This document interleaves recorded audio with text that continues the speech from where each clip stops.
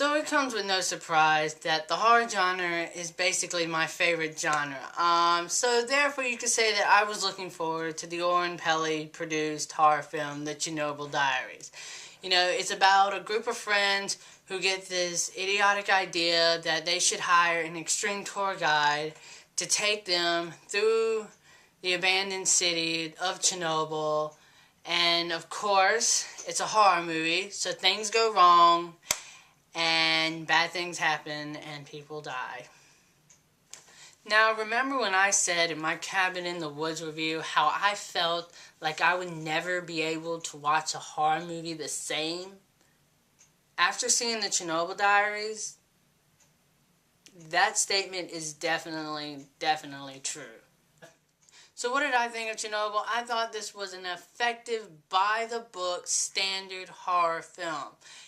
We have seen these type of horror movies done over and over and over and over again, but I thought Chernobyl Diaries was an effective one that took the formula, went with it, didn't go absolutely nowhere with it, but was an effective film. Yes, at times the dialogue is bad.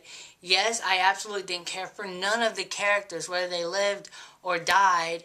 But I cannot deny the fact that throughout this film, I wasn't jumping and screaming and freaking out to all the scares. Because let me tell you, the setups to some of these scares are done so beautifully. I literally was freaking out at certain sequence in it, and I'm a jumper. I do sometimes like to jump. I do jump sometimes during things, and I was jumping all throughout this film. And there were sequences where I felt like I wasn't jumping, but mother beeping levitating through. I mean, there were some sequences that are so beautifully set up.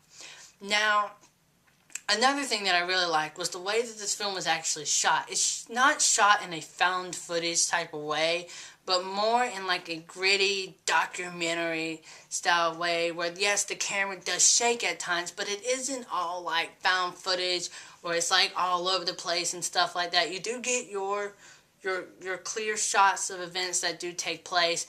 And I don't know what it was. I guess it was because we've had our fair share of disappointing and just flat out bad endings in horror movies this year, but the ending to Chernobyl Diaries did not upset me.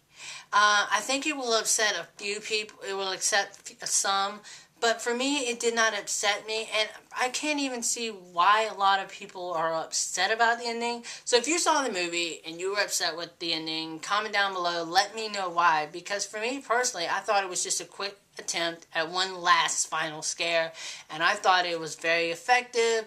I mean, I don't know if y'all were wanting like a full-on monologue of why things were happening the way they were happening or whatever, but I mean, I don't know. I was perfectly fine with it. But yeah, Chernobyl Diaries is going to earn a score of 3.5 out of 5 from me. It's not perfect, but I can't deny that I was jumping and screaming all throughout this film, and I had a fun time during my midnight showing, and honestly, a bunch of people in that theater, they were doing the exact same thing. So, I do hope you check it out. So, until next time, I'm the Slasher Movie Reviewer, and you guys just been slashed.